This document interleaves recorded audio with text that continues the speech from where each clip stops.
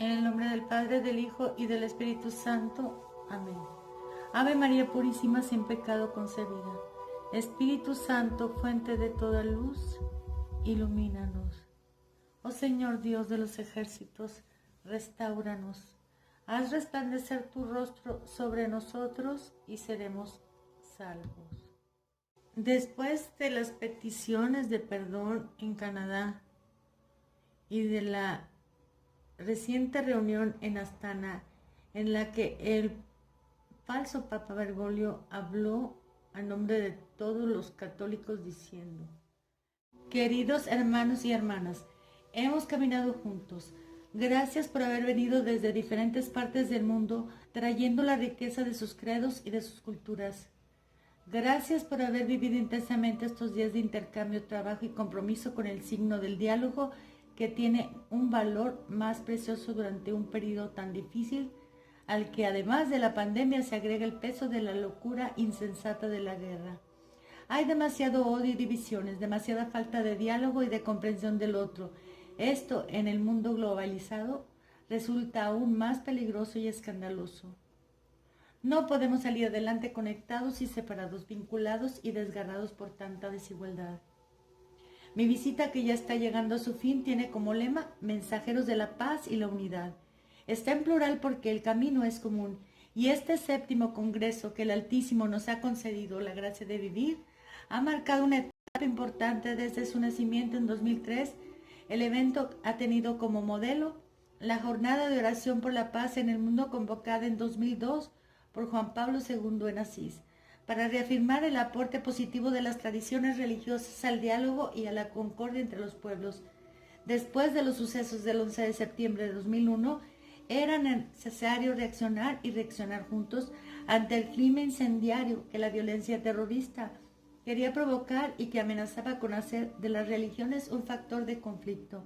Sin embargo, el terrorismo de matriz pseudo-religiosa, el extremismo, el radicalismo, el nacionalismo alimentado de sacralidad fomentan todavía hoy temores y preocupaciones en relación a la religión.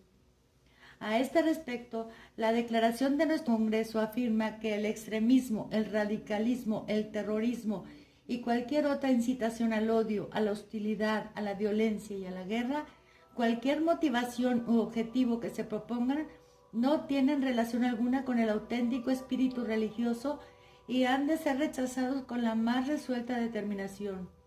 Han de ser condenados sin condiciones y sin peros.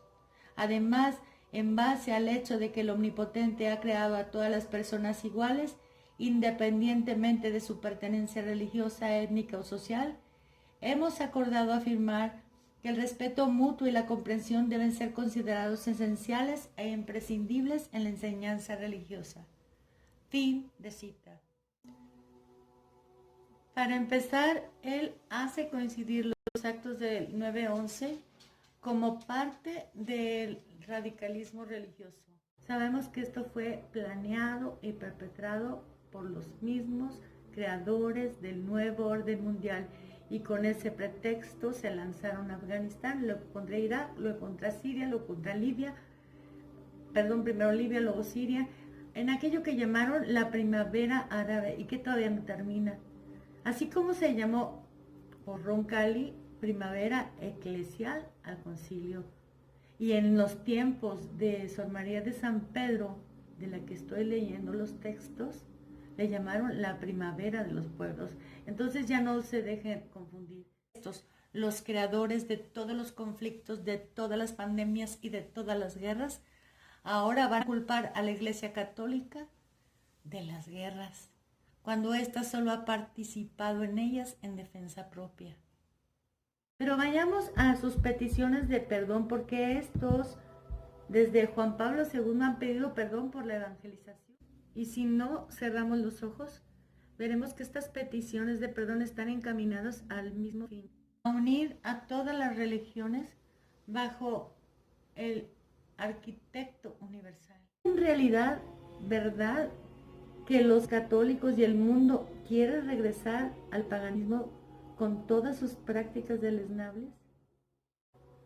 Vamos a recordar que en tiempos de la conquista, los mismos indígenas se unieron a Cortés contra los aztecas, porque los tenían aterrorizados, porque de sus pueblos eran tomadas las personas que serían sacrificadas diariamente, arrancando sus corazones para ofrecerlos a Huitzilopochtli. Así, la evangelización de México fue querida por Dios y ratificada con la aparición de Nuestra Señora de Guadalupe. Aparición por medio de la cual, como en tiempos apostólicos después de la venida del Espíritu Santo, fueron bautizados por San Pedro más de 3,000 israelitas. Igualmente, a través de estas apariciones, 7 millones de mexicanos fueron convertidos a Cristo en los siguientes 7 años, cuando en los primeros 10 apenas habían sido bautizados un poco más de 500, entre ellos el santo Juan Diego, del que Schulenburg negaba su existencia, el cual dio muestras de su falta de fe al construir una carpa de circo para la Santísima Virgen María de Guadalupe. Es increíble que los católicos ni siquiera se hayan dado cuenta. En vez de reforzar la capilla original, le construyó esa porquería. Y todos los cristeros, ¿qué estaban haciendo? Este señor se enriqueció a manos llenas con el dinero de los fieles a la Santísima Virgen. Y sin embargo, nadie dijo mi alma cuando vio semejante esperpento. Solo lo supera el esperpento mayor en Venezuela a la Virgen de Coromoto. Todas las demás son un encanto, una maravilla, unas construcciones preciosas para la Santísima Virgen María. Llámese la de la Virgen de las Lajas, la de Nuestra Señora de Luján, la de la Inmaculada Concepción en Estados Unidos. Todas son construcciones fabulosas. Solo México, el privilegiado entre las naciones, según dijo el Papa, con ninguna otra nación obró así, le construyó una carpa de circo a la Santísima Virgen de Guadalupe. Pero esto ya forma parte de otro tema, la desacralización a través de las imágenes y de los templos creados después del Vaticano II, de las que tenemos una prueba fehaciente en la sala de audiencias Pablo VI, que figura una serpiente, y en la espantosa imagen de la supuesta resurrección, frente a la cual presiden los papas posconciliares, entre los colmillos de la serpiente y un supuesto Cristo resucitando de una hecatombe nuclear, rodeado de calaveras. Porque, muy queridos hermanos, si nadie les ha avisado, si todo el mundo ha tratado de esconderles la verdad, yo se los digo. Esas reuniones sincréticas que comenzaron en 1986 en Asís, culminando el 15 de septiembre, Día de la Virgen de los Dolores en Astana, son de corte masónico. Una traición a Cristo y a su Evangelio, a su Iglesia. Por eso digo sin temor a equivocarme, que lo que dijo Bergoglio en Astana y la supuesta profecía de Benedicto, lo que significan es, ustedes si aceptan a todas las religiones y se mantienen bajo la sombrilla del arquitecto universal, serán bien aceptados. Si por el contrario, ustedes siguen necios en declarar que la Santísima Trinidad es el único Dios verdadero, que Jesús es la encarnación de la segunda persona de la Santísima Trinidad, que Él instituyó la Iglesia Católica y los sacramentos, de los cuales la misa es un sacrificio verdadero en el cual se ofrece Jesús a Dios Padre para alcanzarnos el perdón de nuestros pecados, así como que es necesario obedecer todos sus mandamientos, serán perseguidos por su discurso de odio.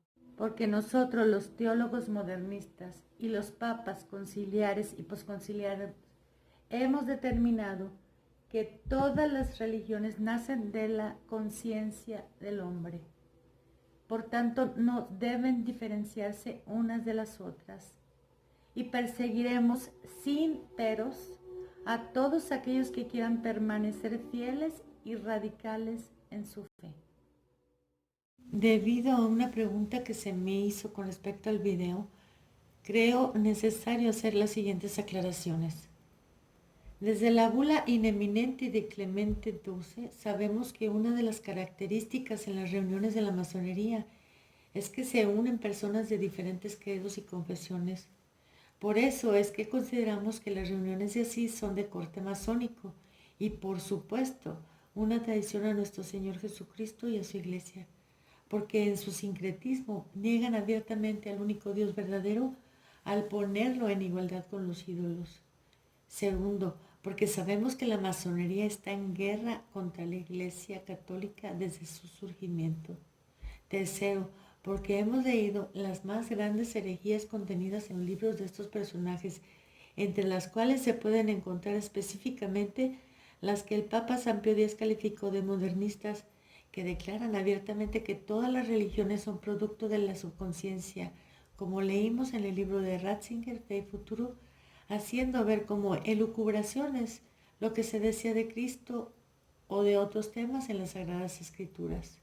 Cuarto, porque hemos visto a Juan Pablo II besar el Corán, a Benedicto desear feliz Ramadán a los musulmanes y orar en la Mezquita Azul, así como visitar y orar en las sinagogas.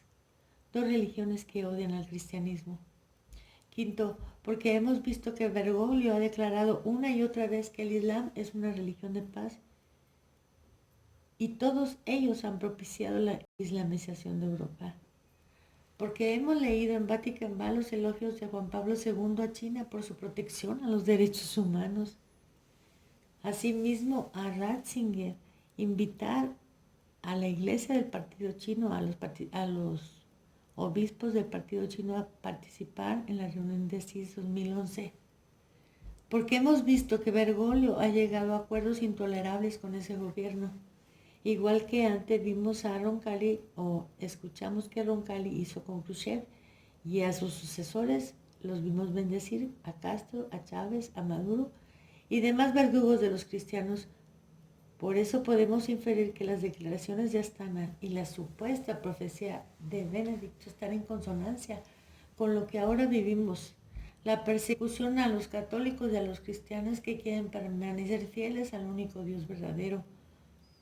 Y dentro de la iglesia a los que quieren permanecer fieles a la tradición, a la doctrina y los sacramentos católicos.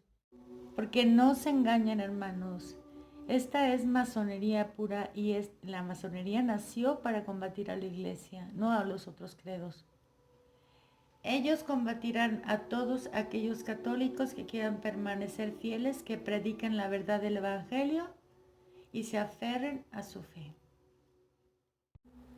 Como de hecho lo estamos viviendo desde hace 60 años, pero ha recrudecido ahora mucho más violentamente a través de los grupos propiciados por la masonería, como son las feministas, los activistas del orgullo, del pecado contra la natura, de los que ya quieren salir a la luz, los pedófilos.